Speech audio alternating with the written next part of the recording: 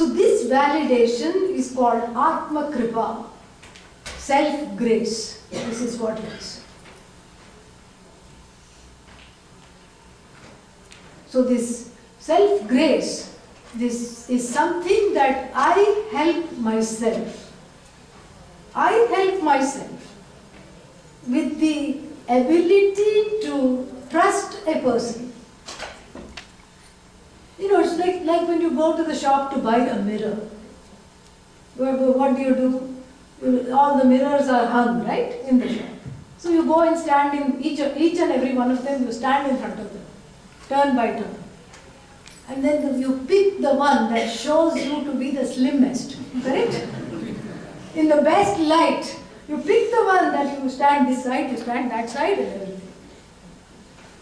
So what are you looking at? You are looking at, and what are you testing? You are testing the mirror, are you not? Yeah. Then you choose the one that shows you in a favorable light, and after that you bring it home and hang it in your bedroom. Then the next day, as you are, getting ready to go out, you look at yourself. What are you looking at? Are you still testing the mirror? Huh? Why is everybody so doubtful? Please show some signs of life.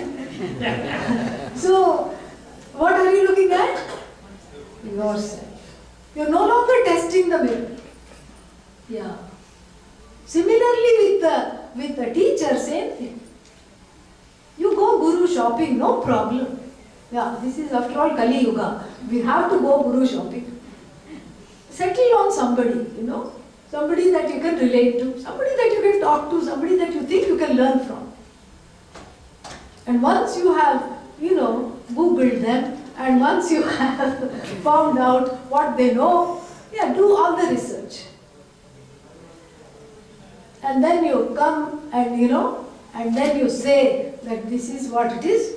You are teaching me now. I want you to teach me. After that, if you keep questioning, if you keep trying to look at, what is this, then what happens is that one loses learning, what one might be learning. That is the thing. So just like looking at yourself in the shop, you're not looking at yourself, you're looking at the mirror. You're looking at the frame. You're looking at how sturdy it is. You're looking at if it's reflecting you properly. But once you bring it home, you use it as a medium to look at yourself. So too with the teacher. Same thing. Same situation. And so, therefore, this Shraddha becomes a language with which I relate to the teacher. Because there are so many things that I can misunderstand. And the misunderstandings come for many reasons. And the misunderstandings come because I myself don't know. I don't know so many things. It's just like in the Kenopanishad. There is a very nice story. The teacher teaches the whole Upanishad. Okay?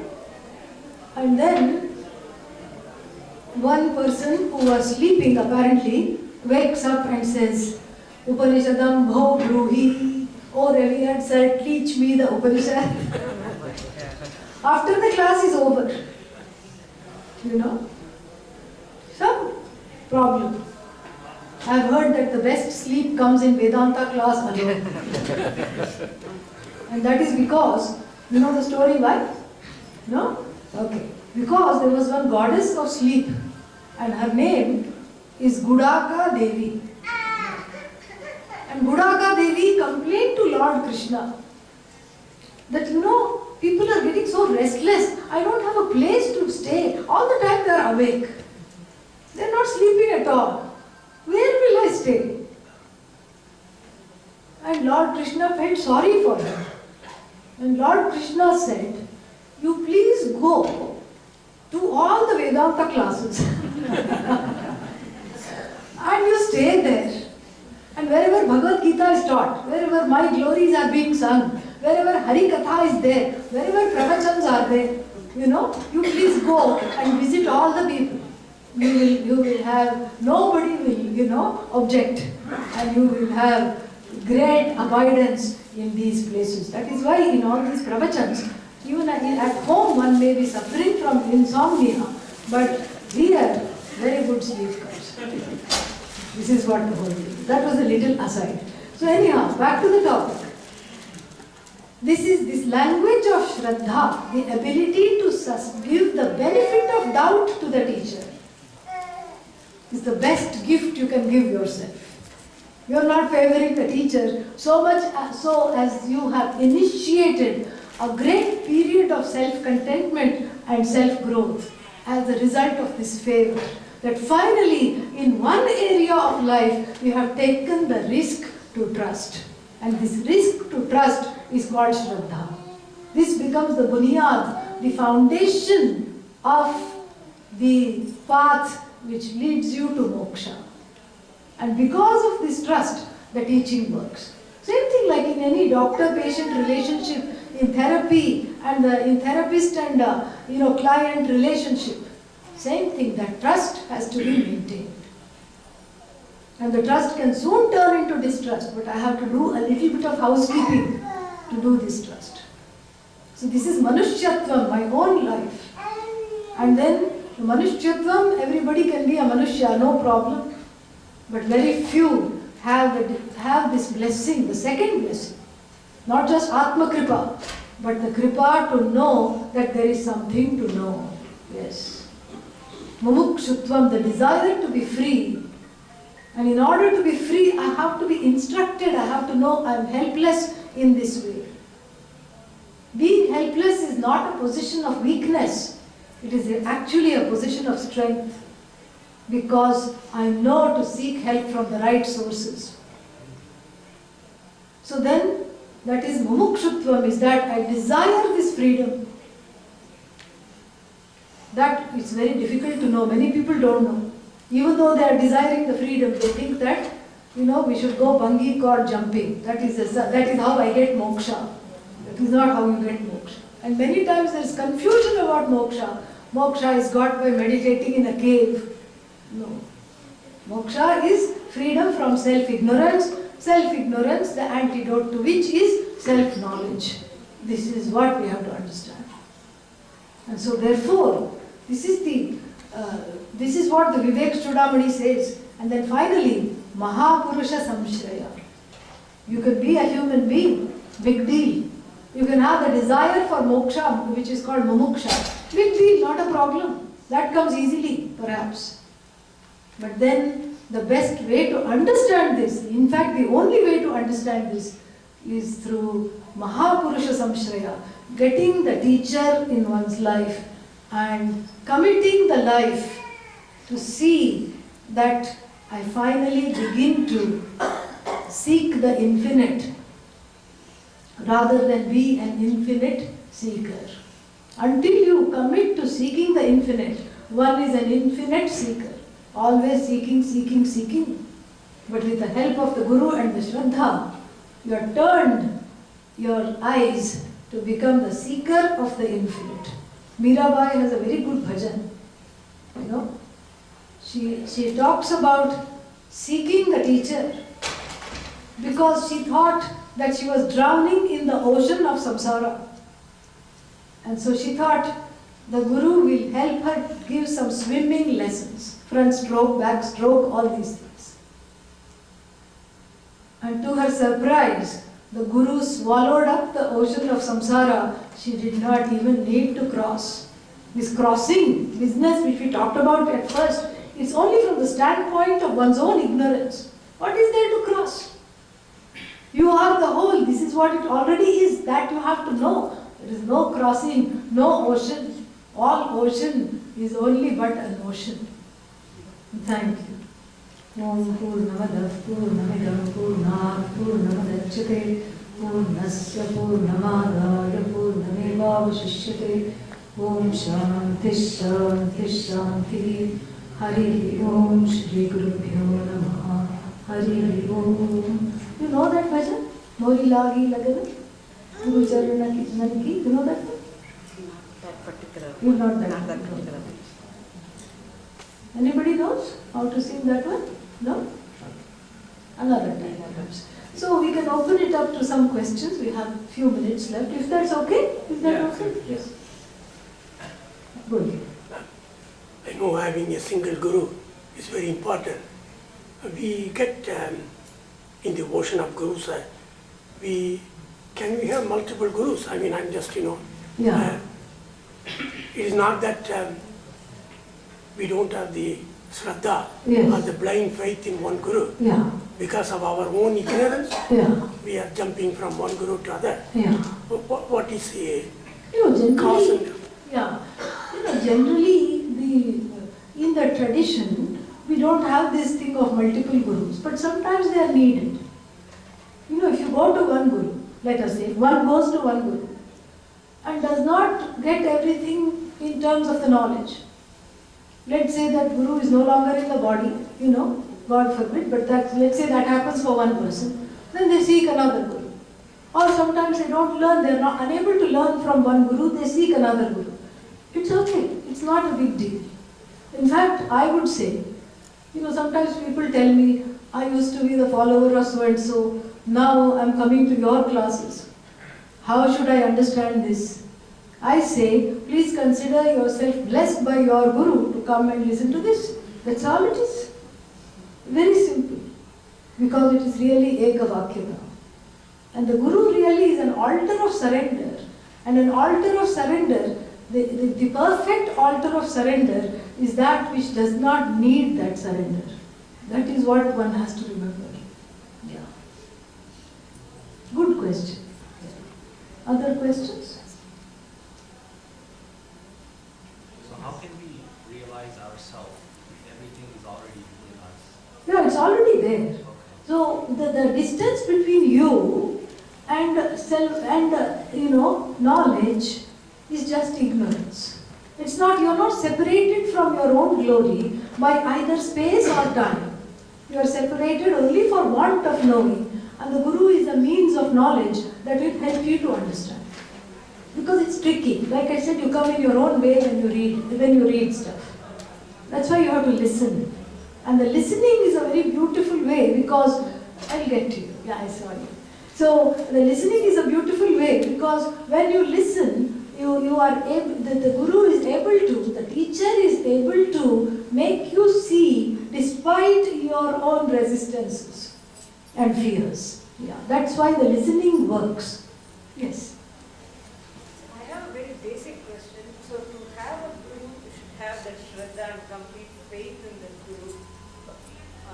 I'm able to relate to, say, Sai Baba or someone whom I probably accept as my guru. Yes. He's not in his bodily form. Yes. But to get to, in such a case, like for real guidance or Yes. how do I get... You pray to Sai Baba to send you an appropriate guru. And you also pray that may I know that and may I not resist that. That's all. Yeah. So if people have a guru that is no longer in the body and you would like to have more of a guidance and study, you please pray to whoever that Manasa Guru that you have to please bless you by sending you a teacher that you can relate to, that you can learn from. Yeah. Well, yes. How do you develop Shraddha? Very good question. And I'm glad, I also like how you asked it because it is something to be cultivated. It is something to be developed. And here, there is a beautiful hymn in the Samaveda. Sedum stara dustaran dustaran. It's a very nice song. Sedum stara, cross the bridge. Dustaran sedum stara, cross the bridge which is difficult to cross. And so this is very difficult to cross. So how should I cross? And then all these things are mentioned. Danena danam. Danena adanam tara. Adanam stara. Supposing if I have an issue with giving, I don't feel like giving. It's not that I don't have, but I do have resources in plenty, but more than the resources, I have insecurity in plenty. That is stopping me from giving. And this hymn says, cross the adanam by danam. Very simple. Cross non-giving or the inability to give by acting in contrariness to that, and so fake the giving and then make it. Because really speaking, you are a giver. You want to be a giver. Who wants to be like this in the world? Nobody. Everybody wants to be like this, like Goddess Lakshmi, you know. It feels powerful to give. Nobody wants to be like a, bhikshu. But still there is a kind of a knot in the heart which stops me from giving. In that case, what to do? Force yourself to give. This hand is going like this hand you make it, shake it and make it drop all the things that it had. Force yourself to give. Akrodhena krodham. Very nice. Akrodhena krodham stara. Cross anger by non-anger. Yeah. Shraddhaya Shraddham. Shraddhaya ashraddham stara. Cross ashraddha, lack of shraddha, by acting shraddha out. You pray for there to be shraddha. You have to act it out. Let's say sometimes one is angry with the teacher, for whatever reason. And it's very easy to get angry with the teacher. I'll tell you one story, one thing that happened. There was one person who would come and sit always behind the tallest person in the class.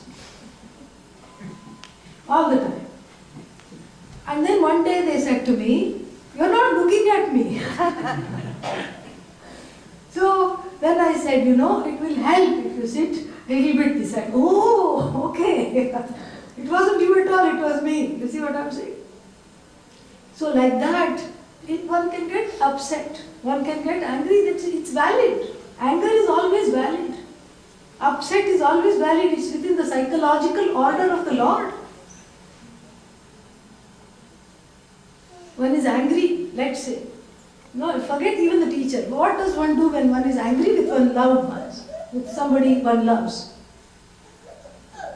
The Upanishad, this I'm quoting, this Samaganam says, when you are angry, you pretend to be loving. It's the worst thing, no? When you are angry, you want to, beat them on the head. Yeah. But instead, you just give them a flower. It's very nice. Yeah? This is what my teacher always recommends. Give them a rose. Rose. Yeah. Give them a rose. And the first day, you'll be very angry. You will go give like this. Take. I'm doing this because my guru said, I really don't want to give it. Take. Because it's your fault. Why should I give you rose? That too, rose. I'm not going to give you. And the next day, you feel like looking at their face because let's see how smug they look. Let's see, come on, And by the third or the fourth day, you can't but smile. The flower is such. Makes you smile, it makes them smile. And you realize that this is just a silly thing. Let's let it go. Why? Because this is what is meant by faking it and making it, except you're not really faking it. It is you. That angry person is not you. You are the contented person. The person who is upset, the person who is discontented is not you. You are compassionate. The one who doesn't want to give is not you. And similarly, the one without Shraddha is not you. That is why we can say fake it and make it very safely. Very nice question, yeah. Other questions?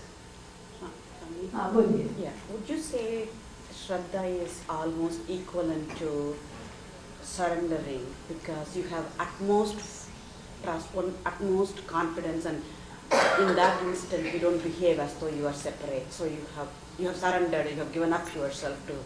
Yeah. We can say that, but really speaking, that is harder to do than Shraddha. We just understand, at least in the beginning, we understand Shraddha, the concept of Shraddha cognitively. Meaning that this person has something to offer that I may want. I may be surprised by what I see, what I receive. So I have to have an openness to receive. So even though in the beginning I don't feel like trusting this person, I will give them the benefit of doubt and give them a chance. That is what is Shraddha. Then afterwards, of course, you can say surrender, whatever, when one is ready for it. Yeah. Nice question, very nice. Yes. I heard that statement that with the grace of God, you will get a guru. Yes. And with the grace of guru only you can see God. Yes. How far it is? It is both are true. Grace of God means previous karma. Because Bhagavan is karma phala data. And as karma phala data, because of the previous karma, you get Mahapurusha Samshraya. Correct? But then if you keep the guru in the showcase, with the light on, that also experience I've had. One person came to me and said, will you be my guru? I said, why? What do you want? No, I have, no, because I said, why? Because the person had said, I have lot of gurus. I have this guru, that guru, this guru, everything, Then they said, will you be my guru? I said, you have so many gurus. Why should all these stalwart, big gurus, famous gurus, what will you do with me? And they said, no, I don't want to learn. I just want to keep it in the shelf. Oh my God.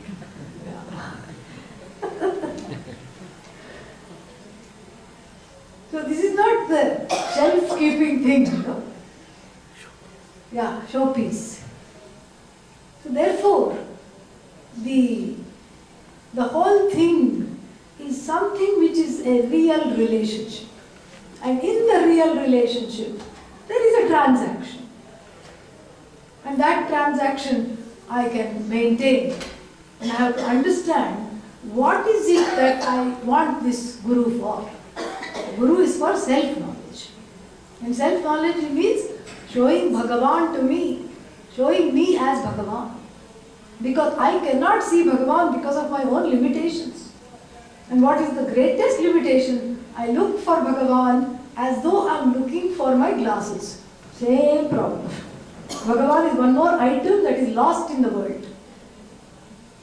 And so I am not finding it because I am looking for Bhagavan as a special object or a special experience rather than the truth of myself.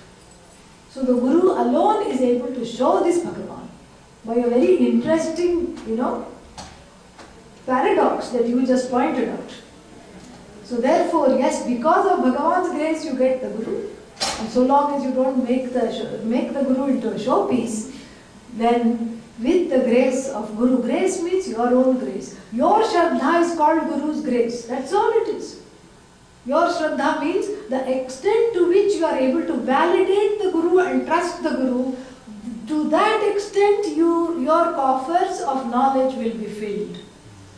That is Guru's grace. Grace is like underground water.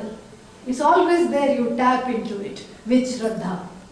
The divination tool which says there is water here is your own Shraddha. That is what it is. So both are true.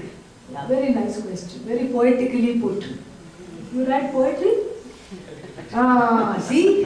A little bit he says. Very modest. Other questions? Boliye. About the fasting. Fasting? Yes. Yeah. Why we have to keep is my son asked me today. Yeah. When I was driving, he said, Mom, is God saying we have to stop? Yeah. why we have to keep the fasting? The fasting, you know, helps one to think clearly. That's all. Yeah. And any form of clarity we welcome. Yeah. When the stomach is light, then one is not always in tamas. You said with the starving, you are not going to be doing the prayer. Yeah. No, it's not, that's right, it's not starving. One time eating is okay. It's not starving. Even in the Upanishad, there was an experiment done. Shvetaketu, you know, of Tattvamasi fame, in another chapter, was told to starve for 10 days. And then on the 11th day, he was asked to chant Samaveda. He didn't even know the first mantra. He failed miserably. And so therefore, we don't advocate starving. And children need not fast, because children's metabolism is is already fast. So we fast sometimes as a silent atonement, and as a way of sort of allowing everything. Test our willpower? Yeah, to have a say over the stomach, to have a say over the mind. It's a good thing once in a while, if you can do it. If health does not permit it, don't do it. It's okay. There are other ways. You can do walk fast, not walk fast. That's not what I'm saying. Yeah, silence. Walk means the fast with regard to the speech, not silence. Walk, tapas. Silence is easy. You know, in ashrams, becomes a very interesting thing. You know, these people put a board on themselves. Yeah. Aaj mera maun vrat hai. You know, so that nobody disturbs them. And they are going about in the ashram, these brahmacharis. And then it only takes 2 minutes to make them break their silence. Really, it's your maun vrat today, yeah. You know, and already the silence is gone. And it's not hard to keep silent. You can keep silence. But it is very difficult to know what to say, when to say, how to say, how much to say, what not to say, when not to say. That is more difficult. So Vak Tapas is a fast with regard to the Vak. That is better than silence, yes. Anything else? What kind of tapasya is Vinoba Bhave? He didn't speak for long. Yeah, it was not so much for a tapas for him, it was an expression of himself. He chose to just be in silence. He would write, just basic things. Yeah. Some people do that. There is one Baba in California also who does that, who just writes on a small slate. It is their own sadhana for themselves. After a few years, if you don't see the point in speaking, okay, theek hai, it's not necessary. Anything else? Om Sarve Bhavantu Sukhinah, Sarve Santu Niramayah, Sarve Bhadrani Pashyantu, Ma Kaschit Dukha Bhav Bhavet, Asato Ma Sadgamaya, Tamaso Ma Jyotirgamaya, Mrityo Ma Amritangamaya, Om Purnamadav Purnamidam Purnat Purnamudachyate, Purnasya Purnamadaya Purnamevavashishyate. Om Shanti Shanti Shanti. Harihi Om. Shri Gurubhyo Namaha. Harihi Om. Thank you. Om Namah Shivaya.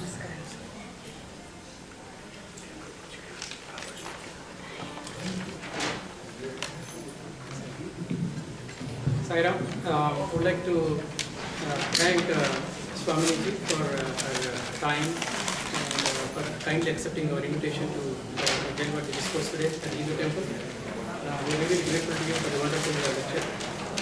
We would like to request you to make this an annual event or so we are really grateful to you for that. Also, we would like to recognize one person today for facilitating this program today. I would like to thank Mr. Aruna Sharanmaji for having our event in the temple today, because this program would have been happened originally at her home, in her house, and she cancelled the program and she facilitated to have this program here. We really thank you.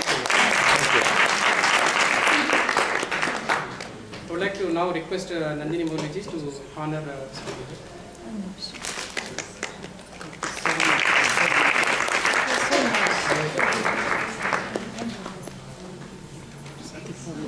Been online anytime you're taken, no? Yes. Thank you. There are also some CDs by Swamini Ji if somebody wants to buy, 15 for single and $25 to write behind it. Chandra.